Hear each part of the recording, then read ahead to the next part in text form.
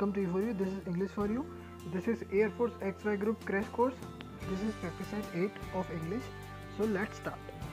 Number 1, the word baneful means होता है कोई विनाशकारी चीज़, तो इसका जो मीनिंग चला जाएगा वो हमारे evil के साथ चला जाएगा. Next, the opposite word in meaning of ecstasy का मीनिंग होता है फीलिंग ऑफ जॉय, कोई भी आनंद में कोई चीज़ होती है उसको एक्सटेसी हम बोलते हैं.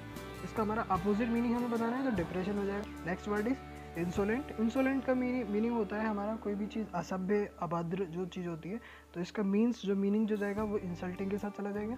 Next word is opposite of brittle मतलब कोई नाजुक चीज़ होती है जिसका अपोजिट हमें बताना है, तो दैट मीन्स टफ हो जाएगा. Next word is an official numbering of population की नंबरिंग जनगणना करते हैं तो उसको सेंसस बोला जाता है. Supporter of cause of women इसको फेमिनिस्ट बोलते हैं.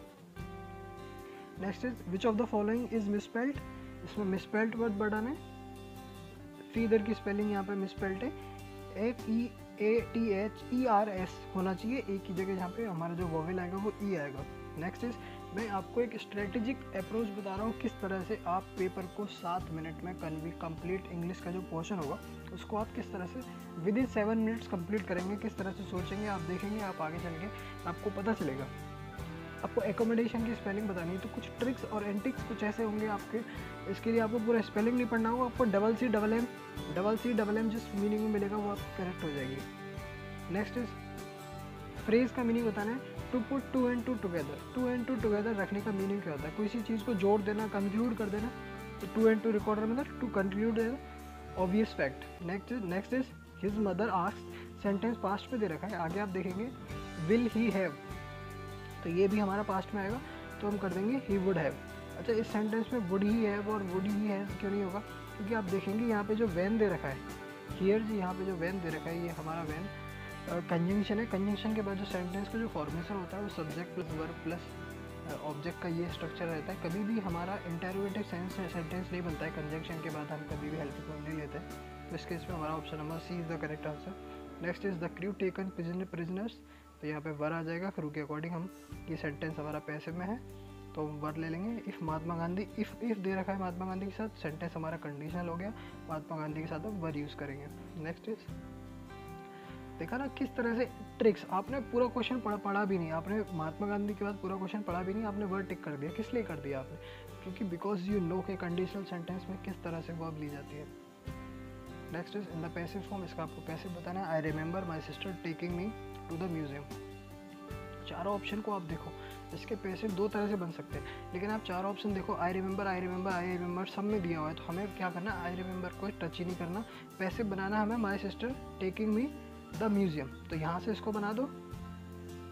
तो आई रिमेंबर मी का आगे आप लेके सब्जेक्ट बनाओगे तो क्या होगा, आई होगा, तो ऑप्शन नंबर इस हिसाब से आपका नंबर क्या हो जाएगा, I remember being taken, option number D, I remember being taken to the museum by my sister. Next is acute चीज़ कोई होती है वो बहुत ज़्यादा कह सकते हैं इसको, हमारा शार्प कोई चीज़ हो जाती है. एक्यूट कोई तीव्र कोई चीज़ होती है, या फिर एक्यूट स्लोप भी होता है, तो कोई चीज़ शार्प होती है, इसका अपोजिट हमारा जो चला जाएगा अपोजिट, इसका एंटोनिम हमें बताना है, इसका एंटोनिम हो जाएगा critical. Next is filling the blanks, हमें बताना है filling the blanks go up the stairs, यहाँ पे आर्टिकल आ जाएगा, द आ जाएगा, go up the stairs. Next is Rajesh ability to use the local language surprise, तो किसी भी लैंग्वेज को यूज़ करने की जो एबिलिटी होती है वो उसके लिए हम यूज़ करते हैं फेमिलियर वर्ड यूज़ करते हैं. आई यूजुअली, इस सेंटेंस में आपने यूजुअली देखा, यूजुअली देखने के बाद आपने देखा डिड दे रखा है. यूजुअली हमारा जो सेंटेंस है वो हमारा हैबिट्स को शो करता है, और हैबिट्स जो हम यूज़ करते हैं वो प्रेजेंट टेंस में यूज़ करते हैं, इसीलिए जो हमारा ऑप्शन हो जाएगा वो जाएगा डू नॉट टेक के साथ.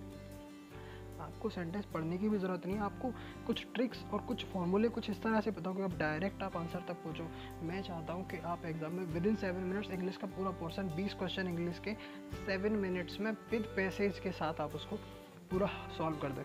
To fish in troubled water, अच्छा इस क्वेश्चन को आप देखेंगे, टू फिश का मतलब होता है फिशिंग करना. ट्रबल्ड वाटर्स का मीनिंग होता है आपका अनफेवरेबल जो कंडीशन होती है, अपोजिट कंडीशन जो होती है, तो टू फिश मतलब अनफेवरेबल कंडीशन में भी फिशिंग करना, तो इसका मतलब क्या होता है, प्रॉफिट कमाना ऐसे माहौल से जहाँ डिस्टर्बेंस हो.